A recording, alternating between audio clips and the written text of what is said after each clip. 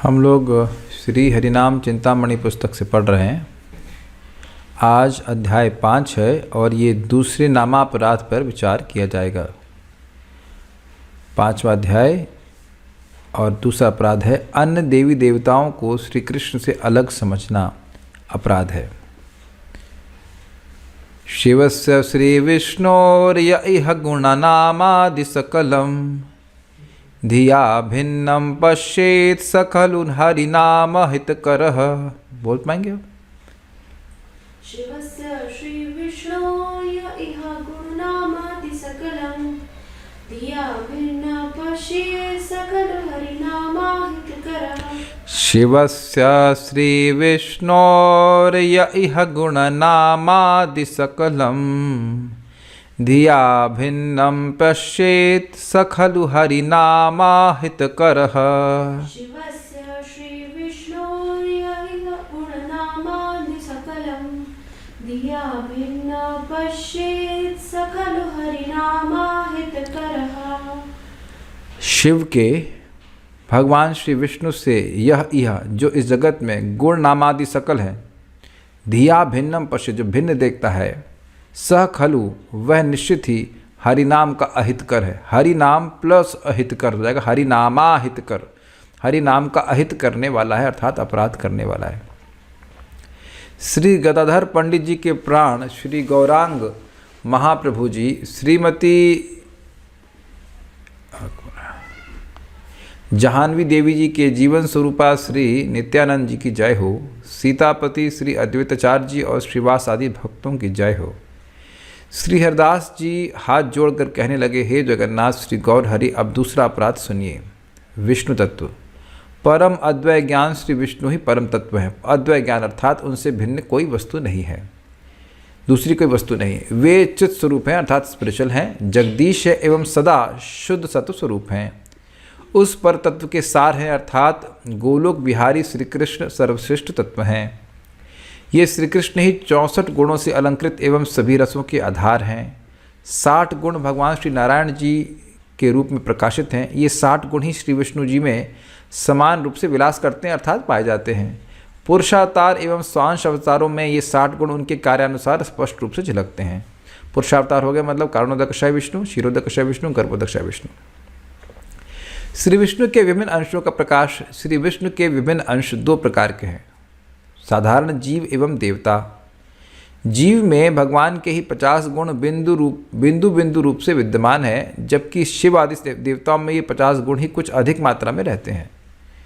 इसके अतिरिक्त इन देवताओं में 5 और गुण आंशिक रूप से विद्यमान रहते हैं, जो कि पूर्ण मात्रा में केवल श्री विष्णु जी में ही विद्यमान रहते हैं। थोड़ा समझिए, 64 गुण भगवान कृष्ण के, 60 गुण भगवान विष्णु के, और उसमें भी भगवान कृष्ण के 4 गुण भगवान विष्णु स्वरूप में प्रकाशित वह नहीं करते हैं। कौन से हैं? लीला माधुरी, भक्त माधुरी, रूप माधुरी और वेणु माधुरी। भगवान कृष्ण के वेणु की मधुरता, उनके स्पेशल भक्त गोलोक के, उनके विशेष रूप का माधुर्य और लीला विशेष जो करते हैं वह अन्य वैकुंठ लोकों में आदि नहीं प्रकाशित करते और उनके अन्य वैकुंठ स्वरूप भी नहीं प्रकाशित करते हैं।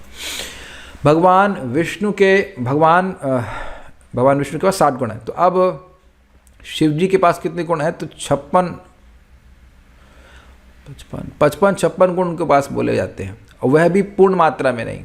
और 50 गुण जो हैं वह जीवों में पाए जाते हैं, वे अल्प मात्रा में। ये सब बात बताया जा रहा है, मतलब जीव जितना शुद्ध हो जाएगा उतनी मात्रा में वह गुणों को प्रकाशन करेगा, लेकिन मैक्सिमम वह 50 गुणों का प्रकाशन कर सकता है। कोई भी जीव कितना भी शुद्ध हो जाए, अनंत कोटि ब्रह्मांड उसके शरीर से बाहर नहीं आ सकते, न ही शिव जी के आ सकते हैं। तो इस प्रकार से आपको ग्रहण करना होगा। 60 गुण से श्री विष्णु तत्व परम ईश्वर हैं। उक्त 55 गुण, 55 ही गुण थे, 55 गुण श्री विष्णु जी में पूर्ण रूप से विराजमान है। 55 गुण मतलब जो कि शिव तत्व में भी हैं, ऐसा सर्वशास्त्र कहते हैं। इसके अलावा और 5 गुण श्री विष्णु में पूर्ण रूप से हैं, किंतु शिव आदि देवता एवं जीव में ये गुण नहीं हैं। इन 60 गुणों से ही श्री विष्णु तत्व सभी ईश्वरों के ईश्वर अर्थात परमेश्वर हैं। अतः शिव आदि अन्य देवी देवता भगवान विष्णु जी के दास दासियां हैं। विष्णु जी के विभिन्नांश ये देवता श्रेष्ठतर जीव हैं। कहने का तात्पर्य यह है कि भगवान विष्णु जी सभी जीवों के तथा सभी जीवों के देवताओं के ईश्वर हैं, इसलिए उन्हें सर्वजीवेश्वर व सर्वदेवेश्वर कहते हैं। बहुत स्पष्ट है, कोई व्याख्या की जरूरत नहीं है। अज्ञानी व्यक्ति देवी देवताओं को विष्णु के समान समझते हैं। सचमुच वे बड़े अज्ञानी हैं जो अन्य देवी देवताओं के साथ श्री विष्णु को समान मानते हैं। ऐसे मानने वालों को ईश्वर तत्व का ज्ञान नहीं है। जड़ जगत में श्री विष्णु ही परम ईश्वर हैं। शिव आदि देवता सब उनके अधीन व उनके किंकर हैं अर्थात सेवक हैं। कोई कहता है कि माया के 3 गुणों को लेकर ब्रह्मा विष्णु महेश ये तीनों ही सविशेष देवता हैं, जबकि हमेशा एक सा रहने वाला ब्रह्म तो निर्विशेष होता है। यह मायावादियों का मत है जो कि गलत है। इसको थोड़ा समझ लीजिए। देखिए पंगा क्या है, यह लोग कहते हैं कि भाई हम तो सबको बराबर मानते हैं। तो बराबर क्यों मानते हो, प्रश्न होगा। बराबर इसलिए मानते हैं क्योंकि वस्तुतः एक निर्विशेष ब्रह्म है और वही विभिन्न देवताओं के रूप में प्रकट होता है विभिन्न प्रयोजनों के लिए। चाहे वो विष्णु हो, चाहे वो ब्रह्मा हो, चाहे शिव हो, सबकी बराबर शक्ति है। बस वो शक्ति विशेष रूप से किसी कार्य करने के लिए वह ब्रह्म ही उस रूपों में आया, जबकि गलत बात है। भगवान कृष्ण स्पष्ट कहें, ब्रह्मणों ही प्रतिष्ठा हम, ब्रह्म की प्रतिष्ठा आधार मैं हूँ। वह यह नहीं कहने कि ब्रह्म मेरी प्रतिष्ठा है। तो ये मायावादियों का मत है। इसीलिए वो कहते हैं यथा मत तथा पथ। जैसा तुम अपना मत स्वीकार कर लोगे अंततोगत्वा तुम्हें अब यही रियलाइज़ करना है कि सब कुछ ब्रह्म है। चाहे तुम शिव जी की उपासना करो, तो तुम ब्रह्मा जी की उपासना करो, चाहे किसी की उपासना करो। तो ये गलत बात है। विभिन्न वादों के सिद्धांत। शास्त्रों के सिद्धांत के अनुसार श्री नारायण ही सर्वपूज्य हैं, जबकि ब्रह्मा जी व शिव जी तो इस संसार की सृष्टि करने के लिए व प्रलय करने के कार्य के लिए हैं। वासुदेव भगवान श्री कृष्ण को छोड़कर जो और देवताओं का भजन करते हैं वे ईश्वर को छोड़कर संसार में ही फंसे रहते हैं। कोई कहता है कि ये ठीक है कि श्री विष्णु तत्व ही परतत्व है, यह वेदवाणी है, इसे मैं मानता हूँ, परंतु ये सारा विश्व ही विष्णुमय है। इसलिए वेद के सिद्धांत के अनुसार सब देवताओं में ही श्री विष्णु का अधिष्ठान है। अतः सभी देवताओं का अर्चन करने से वह श्री विष्णु के सम्मान हो जाता है, का ही सम्मान होता है। यहाँ पर ध्यान देने योग्य बात यह है कि उपरोक्त शास्त्र सिद्धांत है, परंतु ये विधि का सिद्धांत नहीं है, यह तो निषेध का सिद्धांत है। अर्थात सारा विश्व विष्णुमय होता है या सभी देवताओं में विष्णु भगवान का अधिष्ठान होता है। इसका मतलब यह नहीं कि किसी भी देवता की पूजा करने से या सब देवताओं की पूजा करने से भगवान विष्णु की पूजा हो जाती है। इस शास्त्र वाक्य का तात्पर्य है कि भगवान विष्णु की पूजा करने से सभी देवी देवताओं की पूजा हो जाती है। ठीक उसी प्रकार जैसे वृक्ष की जड़ को सींचने से उसका तना, उसकी शाखाएं, टहनियाँ व पत्तों आदि का पोषण हो जाता है, अर्थात सभी को पानी मिल जाता है। जबकि पत्तों पर जल डालने से वृक्ष सूख जाता है, उसे पानी नहीं मिलता। इसलिए अन्य देवताओं की पूजा त्याग कर श्री विष्णु जी की पूजा करनी चाहिए। इससे अन्य देवताओं की पूजा तो अपने आप हो जाती है। प्राचीन काल से वेद सम्मत यह विधि ही चली आ रही थी, किंतु दुर्भाग्यवश अब कुछ नए मूढ़ व्यक्तियों ने यह विधि छोड़ दी। मायावाद के दोष से कलयुग के आने से लोग भगवान विष्णु को अन्य देवताओं के समान जानकर अन्य सभी देवताओं की पूजा करने लग पड़े हैं। एक एक देवता एक एक फल को देने वाला है, किंतु श्री विष्णु सर्व फलदाता एवं सबके पालक हैं। सकामी व्यक्ति भी यदि इस तत्व को समझ लें तो वे भगवान श्री विष्णु जी की पूजा करके अपने अपने फलों को पाते हैं एवं अन्य देवी देवताओं की पूजा छोड़ देते हैं। तो ये थोड़ा समझ में आया आप लोगों को बातें? शुरुआत वाली बात थोड़ा समझ में नहीं आ रही है।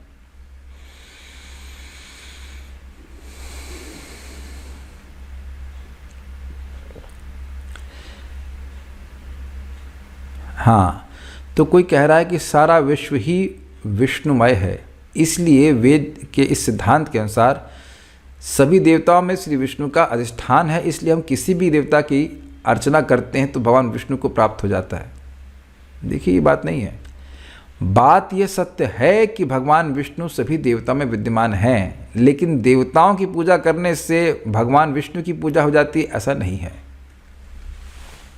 जैसे अब यही पेट की ही शक्ति हमारी सारी इंद्रियों में विद्यमान है, लेकिन इंद्रियों को भोजन देने से पेट को नहीं मिल जाएगा।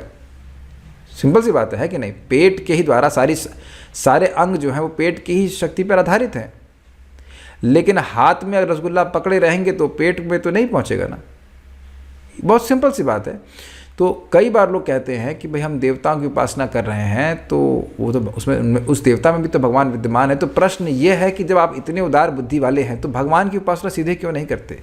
इसीलिए यहाँ जो बात कही गई है विधि और निषेध के संबंध में, वो यह कही गई है कि निषेध इस बात का किया गया है कि कोई भी देवता भगवान से स्वतंत्र है, इस बात का निषेध करने के लिए कहा गया है कि सब पूरा जगत विष्णुमय है।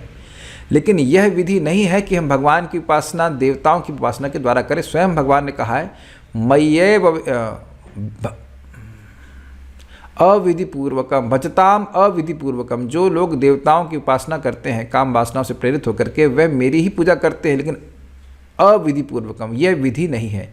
विधि है कि व्यक्ति सीधे भगवान श्री कृष्ण की उपासना करे। क्लियर है?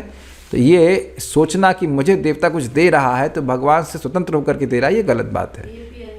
ये प्यन्य देवता भक्ता यजन्ते श्रद्धयान्वितः तेपि मामेव कौन्तेया यजन्ते अविधिपूर्वकम। जो अन्य देवताओं की उपासना कर रहा है लेकिन वह मेरी उपासना ही कर रहा है, लेकिन वह अविधि से कर रहा है, गलत विधि है। ठीक है, इसे समझना चाहिए।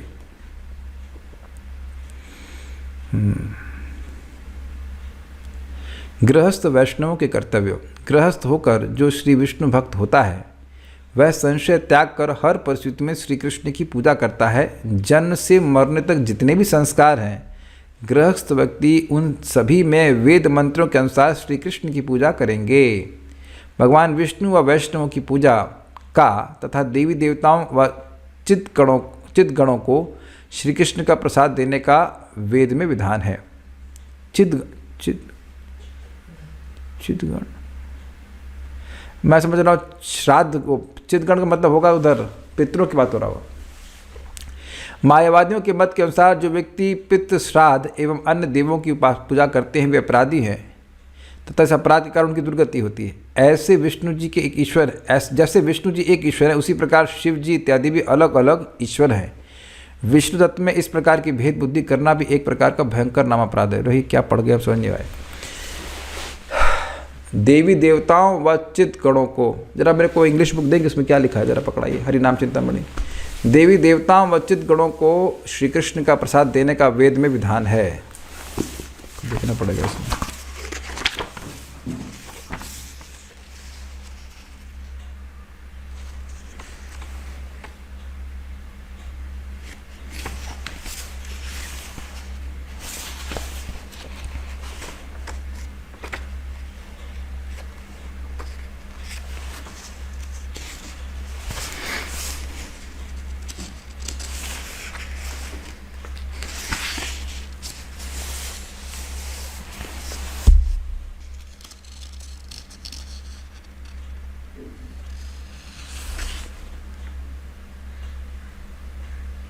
ये पितृगण है, वो चित्तगण नहीं। पितृगणों को श्री कृष्ण का प्रसाद देने का वेद में विधान है। हाँ, अब ये थोड़ा समझना चाहिए, ये लाइन मैं ठीक से नहीं पढ़ पाया। मायावादियों के मत के अनुसार जो व्यक्ति पितृ श्राद्ध एवं अन्य देवों की पूजा करते हैं वे अपराधी हैं तथा इस अपराध के कारण उनकी दुर्गति होती है।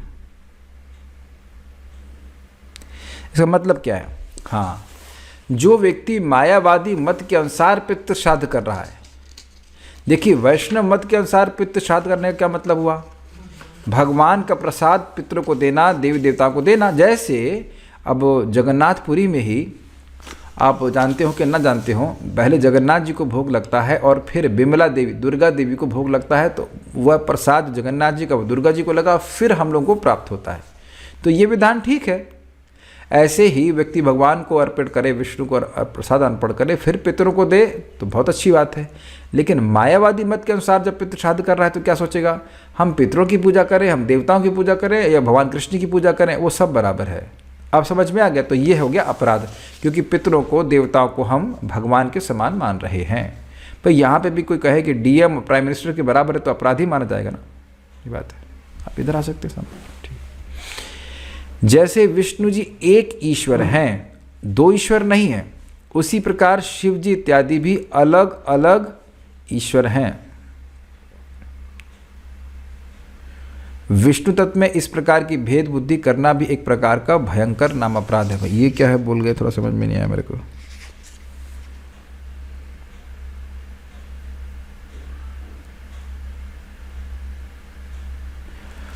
देखिए, बात ये कहना चाहते हैं, हाँ अब समझ में आया। जैसे भगवान विष्णु स्वतंत्र ईश्वर हैं वह स्वतंत्र रूप से ईश्वर हैं, उनका ईश्वरत्व किसी और के ईश्वरत्व से बाधित नहीं होता। ऐसे कोई सोचे कि शिव जी और अन्य अन्य देवता सब अलग अलग समर्थ स्वतंत्र ईश्वर हैं तो वह भी एक अपराध है। क्या सब लोग समझ पा रहे हैं इस बात को? नहीं, जैसे प्राइम मिनिस्टर स्वतंत्र ईश्वर हैं एक मायने में, लेकिन बाकी जितने भी ईश्वर हैं, सीएम डीएम जितने भी, वह प्राइम मिनिस्टर के अंतर्गत चल रहे हैं, वो स्वतंत्र ईश्वर नहीं है। ये क्लियर हुआ? तो जो लोग सोच रहे हैं कि जैसे भगवान विष्णु ईश्वर हैं, स्वतंत्र हैं कुछ भी करने के लिए, ऐसे ही ब्रह्मा जी, शिव जी और अन्य देवता भी स्वतंत्र ईश्वर हैं। वह भगवान से कुछ कंसल्ट किए बिना या भगवान की आज्ञा लिए बिना भी मुझे कोई वरदान दे सकते हैं। जैसे कि हिरण्यकशिपु ब्रह्मा जी की उपासना कर रहा था कि नहीं, और यह उसको इच्छा थी कि वह अमर हो जाए, तो ब्रह्मा जी ने कहा ना, यह वरदान मैं नहीं दे सकता। यानी कि यह वरदान देने का सामर्थ्य ब्रह्मा जी का नहीं था, लेकिन वह यह सोच रहा था कि ब्रह्मा जी से वह स्वतंत्र रूप से इस प्रकार का आशीर्वाद ले लेगा। ओके? तो सोचा कि ब्रह्मा जी स्वतंत्र ईश्वर हैं और वो मृत्यु के भी ईश्वर हैं, लेकिन ऐसा नहीं है। भगवान विष्णु की शक्ति पराशक्ति है, इसी से सभी देवी देवता आए हैं। वेदों के अनुसार भगवान की शक्ति के अलावा और कोई शक्ति नहीं है। शक्ति को शक्तिमान से कभी भी अलग नहीं किया जा सकता, यही वेद का सम्मत है। शिव जी, ब्रह्मा जी, गणेश जी तथा सूर्य व अलग अलग दिशाओं के देवता हमेशा से ही श्री कृष्ण के द्वारा शक्ति प्रदान करने पर ही कुछ सामर्थ्य रखते हैं। जैसे बहुत स्पष्ट है, इस रूम में बहुत सारे बल्ब हैं, पंखा है, एसी है, जो कुछ भी है, लेकिन वह पावर हाउस से शक्ति प्राप्त करके ही कुछ कार्य कर पाते हैं, नहीं तो कोई सामर्थ्य नहीं है। हरिदास जी कहते हैं कि इन्हें ईश्वर कहा जा सकता है, परंतु मैं समझता हूँ कि परमेश्वर एक हैं तथा जितने भी देवी देवता हैं उन सभी उन्हीं परमेश्वर की शक्ति हैं। गृहस्थ भक्त भक्ति के सद्भाव को ग्रहण करेंगे, भगवान विष्णु की उपासना में लगे रहेंगे, तो अपने जितने भी संस्कार हैं, जितने भी कार्य, उनको भी भगवान विष्णु से कनेक्ट करके ही गृहस्थ लोगों को अपना जीवन चलाना चाहिए। वैष्णव लोग किस तरह से वैष्णव धर्म पालन करेंगे? थोड़ा सा पानी जल्दी दीजिए। भगवान की भक्ति के सद्भावों में रहकर भगवान की भक्ति की विभिन्न क्रियाओं को करते रहना चाहिए तथा देवता व अपने पितरों को प्रसन्नता के लिए उन्हें भगवान का प्रसाद निवेदन करना चाहिए। भाई एक स्वाभाविक सी बात है, जब इस दुनिया में आप अन्य लोगों को प्रसाद दे सकते हैं तो पितरों को प्रसाद देने से आपकी भक्ति की हानि होगी। ये तो अजीब सी बात है। भाई वो जन्म लिए, उन्होंने आपके पिता को जन्म दिया और भी जो से मान के चलिए परंपरा चली है, तभी तो हम जी रहे हैं, तभी तो हमको देह प्राप्त है, तो उनके प्रति कृतज्ञता ज्ञापित करते हुए उन्हें प्रसाद देने में क्या दिक्कत है? वह भी भक्ति का अंग है। बहुत से देवी देवताओं की पूजा नहीं करनी चाहिए, मतलब किसी की भी नहीं करनी चाहिए भगवान कृष्ण के अलावा। सभी देवी देवता भगवान श्री कृष्ण के दास व दासियाँ हैं, ये जानकर केवल श्री कृष्ण भजन ही करते रहना चाहिए और ये भावना हृदय में रखनी चाहिए कि इस कृष्ण भजन के द्वारा सभी देवी देवताओं को प्रसन्नता हो रही है। काफ़ी इंटरेस्टिंग है, देवताओं का अपमान नहीं करना है। जैसे हम भोजन ग्रहण करते हैं तो हम मान लेते हैं और स्वीकार करते हैं कि हमारे सारे अंग प्रत्यंग को यह नरिशमेंट मिल रहा है। अपने हाथ को हम अपने पेट से अलग तो नहीं देख रहे हैं, है कि नहीं? उसी प्रकार से यह अपने हाथ का हम अपमान तो नहीं कर रहे हैं, लेकिन भोजन पेट को दे रहे हैं, है ना? भोजन पेट को देना ये हाथ का अपमान तो नहीं है ना? सिंपल सी बात है। तो देवी देवताओं को भी समझना चाहिए कि हम भगवान को संतुष्ट कर रहे हैं, भगवान की भक्ति कर रहे हैं, तो सारी देवी देवता अपने आप संतुष्ट हो जा रहे हैं। प्रभुपाद जी प्रथम स्कंद में समझाते हैं कि भक्त लोग देवी देवता अपनी दैवी शक्तियों के द्वारा भगवान श्री कृष्ण के भक्तों की सहायता करते हैं। ठीक है। जीव भगवान श्री कृष्ण की पूजा व वैष्णवों की सेवा से सर्व सिद्धि प्राप्त कर लेता है। साथ ही इससे साधक का नाम अपराध भी नहीं होता है। वह हर समय उसके मुख से श्री कृष्ण नाम निकलता रहता है या वह हर समय श्री कृष्ण नाम गाता रहता है। अब ये इंटरेस्टिंग पॉइंट है। क्या चीज़ था? हमने स्वीकार था साधु संग, साधु सेवा, नाम संकीर्तन, सर्व जीव दया, यही वैष्णव आचरण, यही भक्त आचरण। तो भगवान की सेवा करके और गुरुओं की सेवा करके, वैष्णवों की सेवा करके मुझे सारी सिद्धि प्राप्त हो जाएगी, ये हम भक्तों का कन्विक्शन होना चाहिए। और कुछ करके उसे सिद्धि प्राप्त होगी ऐसा नहीं है, ये एकदम क्लियर है। अब ऐसा रहेगा, ऐसा करेगा तो उसका अपराध बनेगा ही नहीं, और जब अपराध बनेगा ही नहीं तो नाम अपने स्वाद को उसके हृदय में और अधिक प्रकाशित करता रहेगा, तो स्वाभाविक बात है कि वह और अधिक नाम उच्चारण करना चाहेगा। ये है विज्ञान। चारों वर्णों की जीवन यात्रा की विधि। मनुष्य को चाहिए कि संसार में वे अपने ब्राह्मण, क्षत्रिय, वैश्य, एवं शूद्र आदि वर्णों तथा ब्रह्मचर्य, गृहस्थ एवं वानप्रस्थ आदि आश्रमों के नियमों के अनुसार आचरण करें। अपने अपने वर्ण तथा आश्रम के नियमों को पालन करते हुए अपनी देह यात्रा को चलाना भी सनातन धर्म ही कहलाता है, क्योंकि ये क्रियाएं साधक को सनातन धर्म अर्थात आत्मधर्म की ओर ले जाती हैं। अब ये बातें थोड़ी समझने वाली हैं। तो भाई क्या हम ब्राह्मण हैं, क्षत्रिय हैं, शूद्र हैं, वैश्य हैं, ये सब नहीं है, लेकिन जब तक व्यक्ति इस देह में है उसका कुछ आइडेंटिफिकेशन इस देह से बना रहता है, तो उसके अनुसार कार्य करना पड़ेगा। नहीं तो व्यक्ति कन्फ्यूज़ हो जाएगा ना कि मैं करूँ क्या। अब स्त्रियों को स्त्रियों की तरह कार्य करना पड़ेगा, ब्राह्मण को ब्राह्मण की तरह कार्य करना पड़ेगा, लेकिन ये सारे कार्य करते हुए उनका संबंध भगवान से जोड़ता हुआ चले तो वह आत्मा के साक्षात्कार की ओर बढ़ता चला जाएगा। जैसे नदी है, नदी का प्रवाह चल रहा है, तो आपका उद्देश्य है नदी को पार करना, नदी संग बहना यह उद्देश्य नहीं है, लेकिन कुछ नदी के संग बहना भी पड़ता है और नदी पार भी करनी होती है। सब लोग समझ रहे हैं, बुद्धिमान है? यस। अंत्यज लोगों की जीवन यात्रा विधि, जो लोग अब इस वर्णाश्रम के बाहर है वह क्या करें? ब्राह्मण, क्षत्रिय आदि चारों वर्णों से अलग वर्ण संकर, जहाँ पर स्त्री उच्च वर्ण की व पुरुष निम्न वर्ण का हो, ऐसे विवाह को प्रतिलोम, स्पेलिंग मिस्टेक है, प्रतिलोम विवाह कहते हैं, तथा इस प्रकार के वैवाहिक जीवन से उत्पन्न संतान को वर्ण संकर कहते हैं, मतलब क्रॉस ब्रीड मिक्स ब्रीड। तथा अंत्यज जाति के लोग अपनी जीवन यात्रा को चलाने के लिए अपने नीच कार्यों को छोड़कर शूद्र के नियमों का पालन करेंगे। ऐसा इसलिए क्योंकि संसार में 4 वर्णों को छोड़कर अन्य और कोई भी वर्ण नहीं है जिसका कि वे पालन कर सकें और साथ साथ भक्ति करते रहेंगे। संसारी व्यक्ति अपने जीवन यात्रा में अपने अपने वर्ण के धर्मों का पालन करें। ब्राह्मण, क्षत्रिय, वैश्य व शूद्र अपने वर्ण धर्म का पालन करते हुए शुद्ध श्री कृष्ण भक्ति का आचरण करेंगे।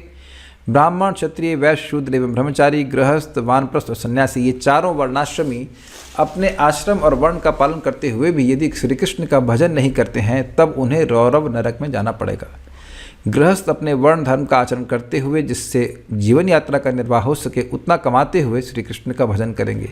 संसार के विषयों से जब तक किसी का स्वाभाविक वैराग्य न हो जाए तब तक उसे अपने वर्ण व आश्रम के नियमों का आदर तथा पालन करना चाहिए।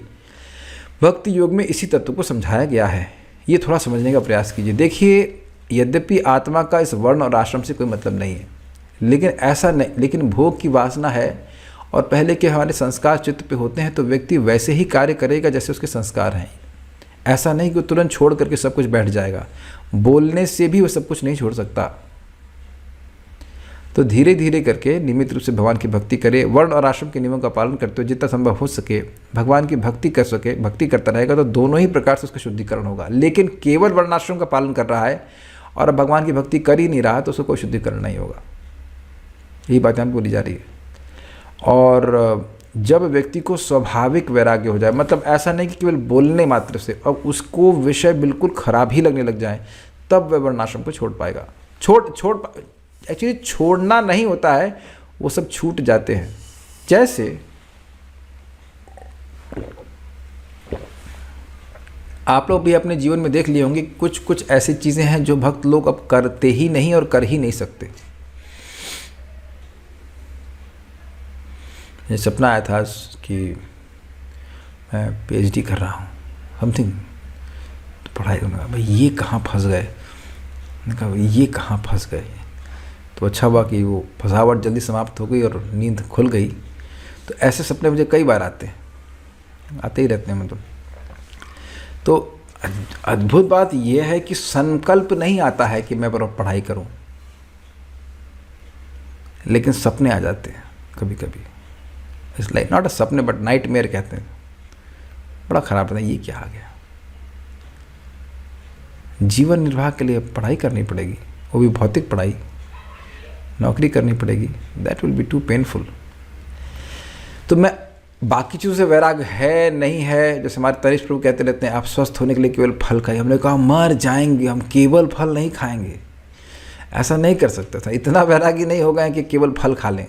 हो सकता कुछ लोग कर लेते हो, वो हमसे नहीं हो सकता। लेकिन मतलब अब नौकरी करना और ये मतलब अहंकार से नहीं बोले, सहज रूप से संकल्प ही नहीं उठता है कैसे करें।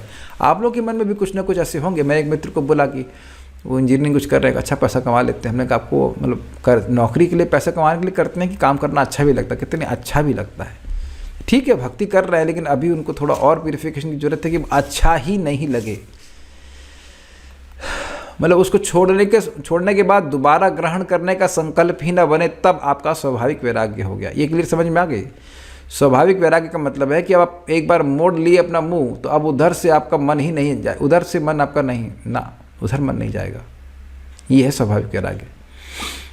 तो इतना आसानी से नहीं आता है, और भगवान की भक्ति करने से धीरे धीरे करके आ जाता है। जैसे हम लोग मांस मूस तो कभी खाने वाले है ही नहीं, कभी संकल्प ही नहीं बन सकता है। तो ये सब बातें हैं। तो जब स्वाभाविक वैराग्य हो जाएगा तो ये वर्ण और आश्रम के कर्म होंगे ही नहीं, केवल भगवान की भक्ति करेगा। लेकिन इसके लिए हमें शुद्धिकरण की आवश्यकता है, इसलिए जितना हो जाए कर लीजिए और भगवान की भक्ति करते रहिए। Is it okay for all the devotees? देखिए, वर्णाश्रम के नियमों का पालन करने से व्यक्ति पाप से बच जाता है। ये एक बहुत बड़ा लाभ है, पाप से बच जाता है। अभी 4 नियमों का पालन करने से भक्ति थोड़ा बढ़ती है।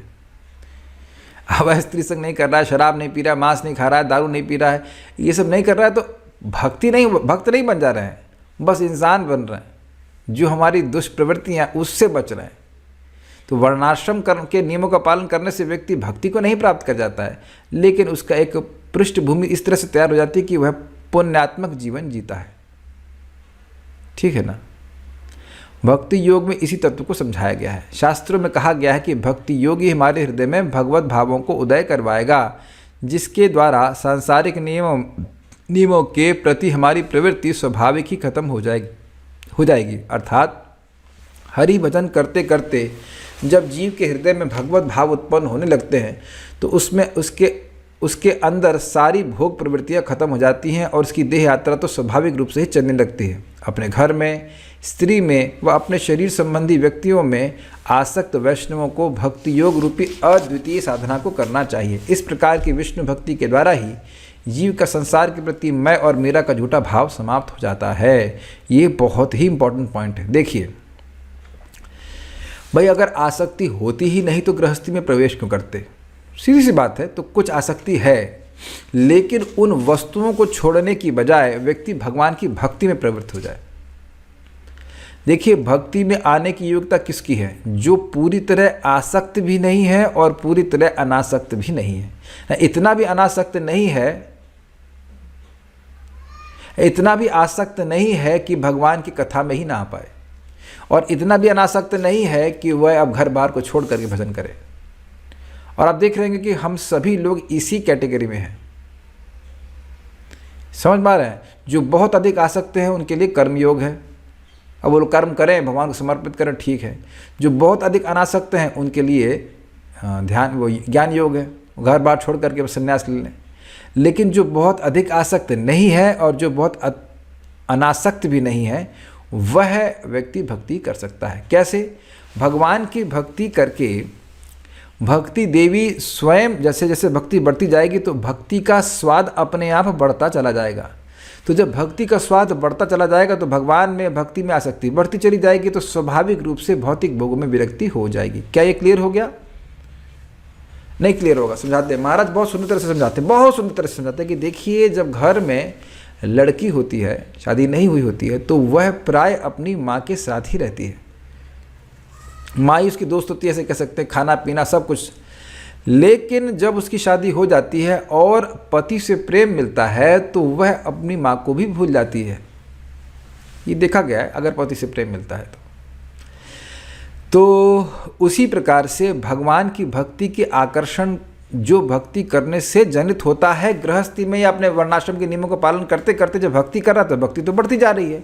तो भक्ति जैसे जैसे बढ़ती जाएगी तो भक्ति में रुचि बढ़ती चली जाएगी, और भक्ति में रुचि बढ़ती चली जाएगी तो रुचि तो एक ही तरफ होगी ना। भक्ति की रुचि बढ़ जाएगी तो इधर भौतिक भोगों की आसक्ति के प्रति, हमारी भौतिक भोग आदि भोग हैं जो आसक्ति, वह सब अपने आप कम हो जाएगा। लेकिन हृदय इस पूरे प्रोसेस में सॉफ्ट हो जाएगा। जब व्यक्ति वैराग्य का अभ्यास ज्ञान योग के द्वारा करता है तो उसका हृदय कठोर हो जाता है।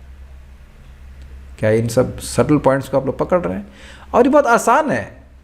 ये बात थोड़ा समझ लीजिए, most of the devotees are very comfortable in the place where they are situated. प्राय सभी भक्त जिस भौतिक अवस्था में हैं वहाँ वो कंफर्टेबल हैं, मतलब अपने घर में। मतलब थोड़ा बहुत झगड़ा होना हो तो स्वाभाविक सी बात है, वो होना जरूरी है, लेकिन प्राय हर व्यक्ति को सेटिंग ऐसी रहती है कि वो अपने जहाँ रह रहा है, खा रहा है, पी रहा है, उसमें संतुष्ट है, ज़्यादा दिक्कत नहीं हो रही है। तो वह इसकी स्टेबल सिचुएशन है मटीरियली, भौतिक रूप से वह इसकी स्थायी मतलब स्थिर अवस्था है, वहाँ वह स्थिर रह के भजन कर सकता है, और वहाँ भजन करेगा तो धीरे धीरे करके उस स्थान से भी आसक्ति समाप्त हो जाएगी। लेकिन इस प्रोसेस में उसका हृदय कठोर नहीं होगा, कठोर हृदय में भक्ति उत्पन्न नहीं हो सकती। उम्मीद है कि आप मेरी बातें समझ गए होंगे। आगे पढ़ते हैं। भगवान के नाम, हाँ, तो जैसे जैसे भगवान में भक्ति में आसक्ति बढ़ जाएगी तो ये मैं हूँ, ये मैं ये देह हूँ, ये मेरा है, ये सब भावना अपने आप समाप्त हो जाएगी। भगवान के नाम और नामी अर्थात भगवान में कोई अंतर नहीं होता। भेद बुद्धि के निवारण के लिए एक बात और भी है कि भगवान विष्णु का नाम, उनका रूप, उनके गुण में कोई अंतर नहीं है। इन्हें श्री विष्णु से कभी भी पृथक नहीं मानना चाहिए।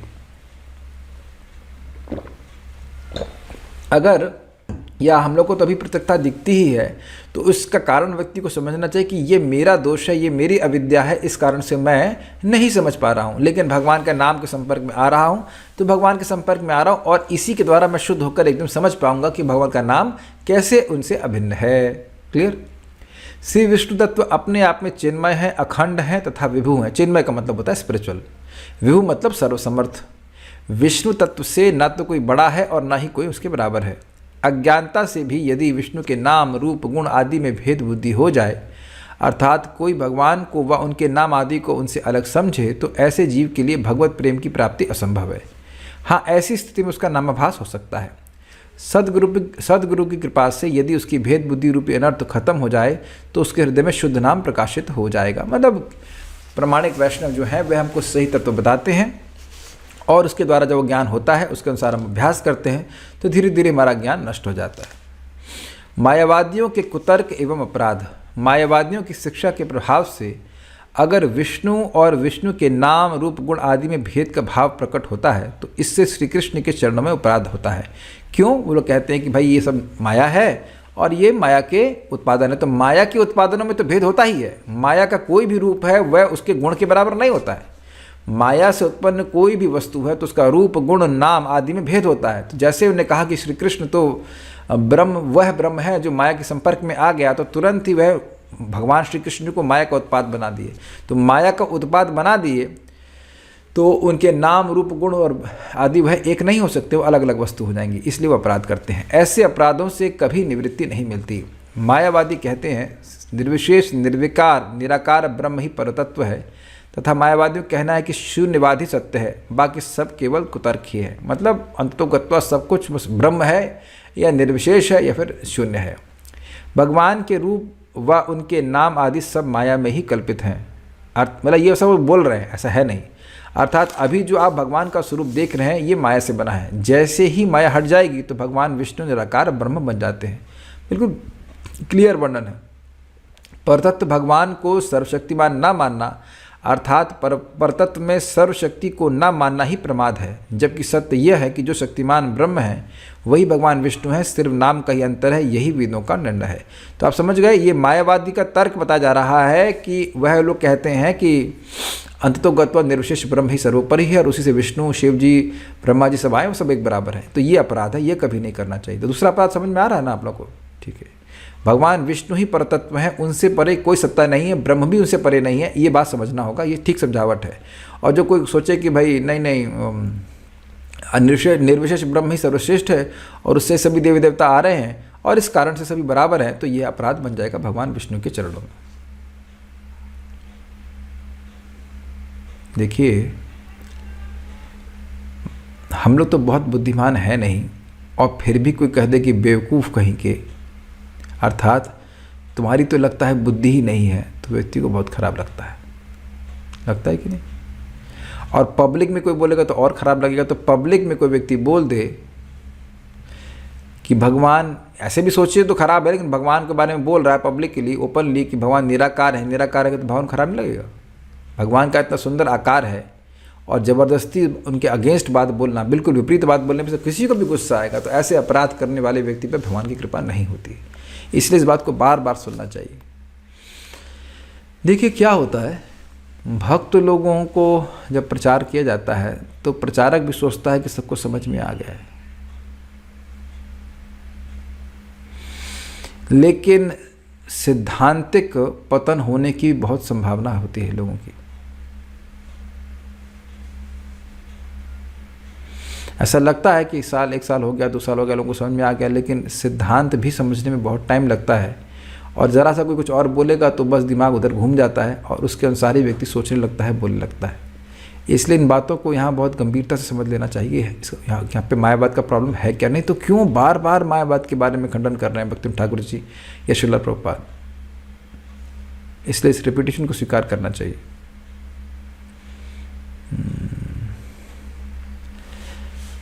जबकि सत्य यह है कि जो शक्तिमान ब्रह्म है वही भगवान विष्णु है, सिर्फ नाम का ही अंतर है, यही वेदों का निर्णय है। जो ब्रह्म है वह भगवान विष्णु के अंगकांति है, कृष्ण की अंगकांति उनसे अलग नहीं है। विष्णु और ब्रह्म तत्व में संबंध, भगवान विष्णु ही परतत्व हैं, पर ब्रह्म है एवं सविशेष हैं, अर्थात दिव्य गुणों से युक्त हैं, किंतु ज्ञान मार्गी साधन से वे भगवान को निर्विशेष रूप में अनुभव करते हैं। भगवान की अचिंत्य शक्ति ही विचारों के विरोध का नाश करती है तथा साधक के हृदय में भगवान के प्रति एक सुंदर छवि को स्थापित करती है। क्या मतलब? वह भगवान का नाम उच्चारण करते करते, भक्ति करते करते, भक्त गुरु के मार्गदर्शन में व्यक्ति को समझ में आने लगता है कि भगवान निर्विशेष नहीं है। पहले से सुनता भी तो अपराध नहीं बनता है, बाकी उसको दिव्य अनुभूति भी होती है भगवान के रूप की, तो समझ पाता है कि हाँ ये तो भगवान का दिव्य स्वरूप है, भगवान निर्विशेष नहीं है।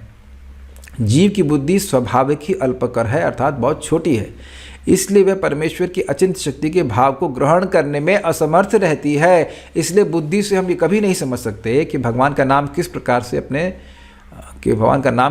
से भगवान से अभिन्न है। वह भगवान के द्वारा हमारे हृदय में प्रकाशित किया जाएगा, तभी हम इस बात को समझ सकते हैं। अपनी बुद्धि से ईश्वर को स्थापित करने की कोशिश खंड ज्ञान होने के कारण ब्रह्म तत्व को भी छोटा कर देती है। खंड ज्ञान मतलब छोटा ज्ञान, इज ए स्मॉल पोर्शन, असीमित ज्ञान नहीं है ये। मायावादी लोग तमाम देवताओं द्वारा आराधित भगवान श्री विष्णु के परम पद को छोड़कर एक कल्पित ब्रह्म में उलझकर भ्रमित से हो जाते हैं तथा अपना हित व अहित भी नहीं समझते। हाँ, आत्मा के स्वरूप ज्ञान को जो समझते हैं, अर्थात जिन्हें अपना चिन्मय स्वरूप ज्ञान है, वे भगवान के नाम व गुण इत्यादि को भगवान से अभिन्न मानते हैं। अब इसका क्या मतलब है? देखिए भाई, जो व्यक्ति अविद्या से निवृत्त हो गया है, जिसको अपना स्वरूप समझ में आ रहा है, वह यह भी समझ पाएगा कि भगवान कैसे अपने नाम से अभिन्न है। लेकिन यह मायावादी लोग तो माया के प्रभाव में बिल्कुल नहीं समझ पाते, वे तो देह के स्तर पर रहेंगे और इस कारण से भगवान और भगवान के नाम में भेद देखते हैं। ये बात है। यही श्री कृष्ण स्वरूप का विशुद्ध ज्ञान है। ये विशुद्ध ज्ञान श्री कृष्ण से नित्य संबंध ज्ञान लेने पर ही हो सकता है, और ऐसा होने पर जीव भगवान की हरिनाम के स्मरण व कीर्तन रूपी भक्ति को करता है। तो कहने का अर्थ यह है कि वैष्णव के मुख से ठीक ठीक सुन करके व्यक्ति भगवान के सही तत्व को समझता है और सही प्रकार से आराधना करके इनके अपराधों से रहित होकर के जब भजन करता है तो भगवान अपने ज्ञान को उसके हृदय में प्रकाशित करते हैं। जो प्रारंभ से ही अपराधी करता बैठा हुआ है तो भगवान उस पर क्यों प्रसन्न होंगे, उस पर कृपा क्यों करेंगे? बहुत सिंपल लॉजिक। शिव और विष्णु तत्व में अभेद बुद्धि। जड़ीय अर्थात दुनियावी नाम यानी भौतिक नाम रूप व गुण में जो भेद होता है, चिन्मय तत्व में वैसा भेद नहीं है। चिन्मय तत्व की यही तो विशेषता है। श्री विष्णु तत्व में भेद ज्ञान ही अनर्थ है। शिव आदि देवताओं को भगवान से स्वतंत्र समझना बिल्कुल गलत है। तो इस समझ में आ रहा होगा, मेरे ख्याल में समझ में आ रहा है सब बातें, ठीक है। भक्त और मायावादी के आचरण। जिन भक्तों ने भगवान श्री कृष्ण के नाम की शरण ली है वे अन्य देवताओं को छोड़कर एकमात्र श्री कृष्ण का ही भजन करते हैं। हाँ, वे अन्य देवताओं एवं अन्य शास्त्रों की निंदा नहीं करते, बल्कि वे तो सभी देवताओं को श्री कृष्ण का दास जानकर उनका आदर करते हैं।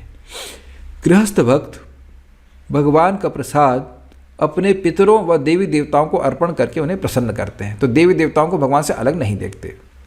वैष्णव लोग जहाँ जहाँ भी किसी देवी देवता का दर्शन करते हैं तो वे उन्हें श्री कृष्ण का दास जानकर प्रणाम करते हैं। यह नहीं कि अनन्यता के नाम पर बस मुंह घुमा लिया, अरे तो भगवान शिव जी का मंदिर आ गया, ऐसे नहीं, ये गलत है। मायावादी लोग यदि भगवान की पूजा करते हैं तो वैष्णव लोग उनको दिया हुआ प्रसाद इस भय से नहीं लेते हैं, क्योंकि उन्हें मालूम है कि मायावादी श्री हरिनाम के चरणों में अपराधी होते हैं और उनके द्वारा की गई पूजा भगवान श्री हरि ग्रहण नहीं करते हैं। बहुत बड़ा पॉइंट समझ में आ रहा है यहाँ पे। जो मायावादी लोग हैं उनके द्वारा भले ही वो हरे कृष्णा कर रहे हैं, हमें नहीं सुनना है, और यद्यपि वे हमको प्रसाद भी दें, ये कहकर कि भगवान विष्णु का प्रसाद है, हमको नहीं ग्रहण करना चाहिए। कैसे मालूम चलेगा कि मायावादी हैं? वो भगवान विष्णु की उपासना भी करेगा और शिव जी की भी करेगा और कृष्ण की भी करेगा और दुर्गा जी की भी करेगा और सबकी करेगा। समझ में आया बात? कृष्ण तो खैर भगवान हो गए, मतलब कहने का अर्थ है कि अगर भगवान श्री राम की कर रहा है तो मायावादी नहीं, भगवान राम विष्णु कृष्ण में कोई भेद नहीं है। लेकिन अब दुर्गा जी की उपासना चालू और शिव जी की उपासना चालू, इसका मतलब है कि वो समझ ही नहीं पाए भगवान कौन है। हाँ, भेद बुद्धि हाँ, कि वह दुर्गा जी अलग देंगी, शिव जी अलग देंगे, ऐसे करके। और देवी देवताओं का प्रसाद नहीं लेना चाहिए। देवी देवताओं का प्रसाद लेने से अपराध होता है जो कि शुद्ध भक्ति की साधना में बाधा पहुंचाता है। आप देख लीजिए सामने क्या भक्ति ठाकुर जी बोल रहे हैं। ध्यान देना, भगवान को अर्पित भोग जो प्रसाद है वह जब देवता को लगे और आपको मिले तो कोई दिक्कत नहीं है, वो तो करना चाहिए। लेकिन सीधे जो देवता को दिया जा रहा है ऐसा समझते हुए कि देवता स्वतंत्र ईश्वर हैं, तो ऐसे प्रसाद को नहीं ग्रहण करना चाहिए जो शुद्ध भक्ति प्राप्त करना चाहते हैं।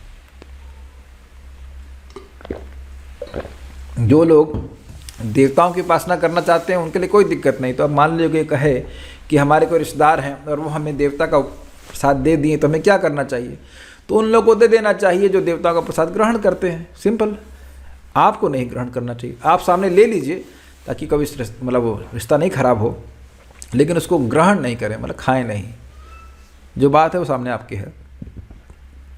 भक्त श्री कृष्ण की पूजा करके उनका प्रसाद और देवी देवताओं को अर्पित करते हैं। देवी देवताओं को दिया हुआ श्री कृष्ण का प्रसाद लेने से अपराध नहीं होता तथा इस प्रकार का देवी देवताओं का प्रसाद लेना हरि भक्ति में बाधक नहीं होता। पूरा जगत तो जगन्नाथ जी का प्रसाद खा ही रहा है जो विमला जी को पहले अर्पित किया गया है। शुद्ध भक्त श्री हरिनाम के चरणों में अपराधी नहीं होते हैं। वे हरिनाम संकीर्तन करके भगवत प्रेम प्राप्त करते हैं तथा हमेशा हरिनाम की जय जयकार करते रहते हैं। अपराध की प्रतिक्रिया, प्रमाद से यदि किसी और में विष्णु ज्ञान हो जाए तब अनुताप करके विष्णु तत्व का स्मरण करके फिर से अपराध न हो जाए, इसके लिए सावधान रहना चाहिए। समझ में आए? पागलवश व्यक्ति कोई बोल दिया कि अरे भाई वो तो भी भगवान है, वो तो कोई देवी देवता को भगवान मान लिया, ये अपराध हो जाए तो भगवान का स्मरण करना चाहिए और सावधान होना चाहिए कि दोबारा ये अपराध न हो। भगवान श्री कृष्ण भक्तों के बांधव हैं, दया के सागर हैं। भगवान श्री कृष्ण क्षमा के समुद्र हैं, इसलिए वे अपने भक्तों के पिछले किए दोषों को क्षमा कर देते हैं। बहुत से देवी देवताओं की सेवा करने वाले का संग त्याग करना चाहिए तथा अनन्य भाव से एकमात्र भगवान की सेवा करने वाले वैष्णव की सेवा पूजा करनी चाहिए। श्री भक्ति ठाकुर जी कहते हैं कि जो लोग नामाचार से हरिदास ठाकुर जी के चरणों में शरणागत होंगे वे हरिनाम चिंतामणि उनका जीवन स्वरूप होगा। एक बात ध्यान देने वाली होगी, आप लोग सोचते होंगे भाई ऐसे लोग होते हैं क्या? देखिए प्राय तो भारत में ऐसे ही लोग होते हैं। जो लोग शास्त्र श्रवण करते हैं नियमित रूप से वह समझते हैं कि भाई भगवान का भजन करना चाहिए एकमात्र, नहीं तो प्राय लोग सोचते हैं कि देवता भगवान कृष्ण के बराबर ही हैं। तो ऐसे लोग नामापराधी ही हो जाते हैं। आप और हम लोग सुनते हैं इसलिए इस बात को समझते हैं, लेकिन सुनने वाले कितने लोग हैं? बहुत ही कम। तो अपने को अगर आप समझते भी हैं तत्व को ठीक से, दूसरे लोगों को ठीक से समझा सकें, तब ये इसलिए भी आपको ये पॉइंट सुनना जरूरी था। कुछ प्रश्न हैं। घर वाले भी मायावादी हुए? एक भक्त प्रश्न कर रहे हैं। हाँ, मायावादी अगर व्यक्ति मान रहा है कि सभी देवी देवता भगवान कृष्ण के बराबर हैं तो मायावादी ही हुआ, पाषंडी ही हुआ। क्या वह कर्म बंधन के कारण नहीं बनेगा? क्या वह कर्म बंधन के कारण नहीं बनेगा यदि हम देवी देवता का प्रसाद देकर किसी और को दे दें? देखिए पॉइंट क्या है, वहाँ प्रैक्टिकल बात अब करनी। कर्म बंधन कारण इसलिए नहीं होगा क्योंकि आपकी उसमें श्रद्धा नहीं है और आप विवेक से ऐसे कर रहे हैं। मैं बात बोल रहा हूँ प्रैक्टिकल लेवल पे। अगर कोई देवी देवता का प्रसाद लेता है और आपको लेने के लिए आपको बाध्यता हो तब की अवस्था में कह रहा हूँ। ऐसे राह चलते कोई भी देता रहेगा तो आपको लेने की स्वीकार करने की जरूरत नहीं है। लेकिन कभी कभी गृहस्थी में है या घर में रह रहा है तो कोई देता है तो आप मना नहीं कर पाएंगे, या अगर आप मना करें तो बहुत माइल्ड वे में मना कीजिए, बुरा नहीं लगे।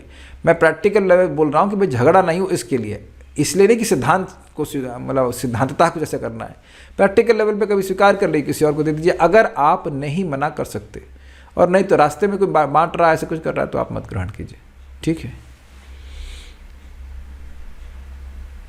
So nothing more to say on this. We'll stop here. Shri Harinam Chintamani ki jai. Srila Prabhupada ki jai. Nitai Gaur Premanande. Thank you for joining. Stop now.